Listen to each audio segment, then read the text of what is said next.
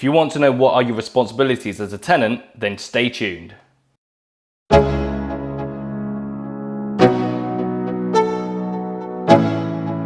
Your tenancy agreement will set out your responsibilities as a tenant, but here are the top 5 you should be aware of. 5. Payments. The biggest chunk will be your tenancy deposit and your monthly rental payment to your estate agent or to your landlord directly. You will also be responsible for making payments to cover your council tax and usually all of the utility bills such as gas, electricity, broadband, TV subscriptions and water.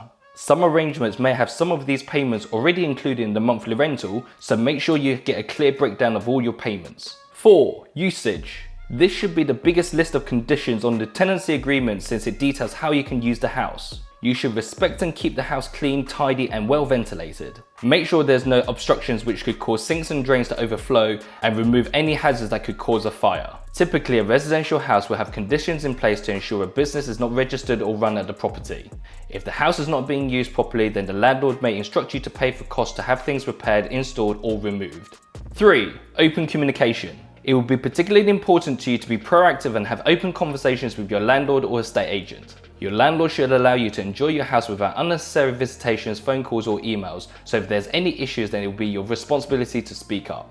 If several months have passed by and there's been no issues, then it'll be a nice gesture to touch base and say hi and everything is okay. It's important to have a good relationship with your estate agent, and a star tenant will always get lots of positive attention.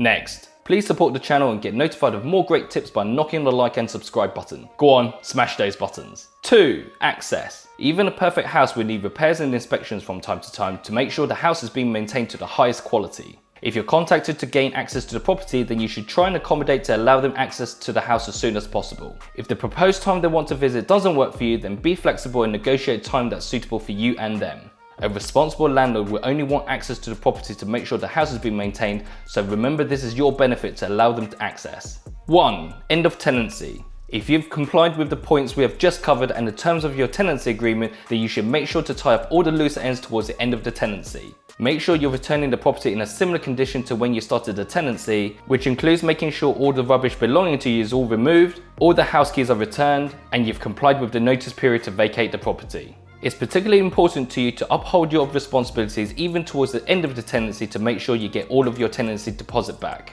If you want to know the landlord's responsibilities, then check out this next video. Thanks for watching, and I'll catch you in the next one.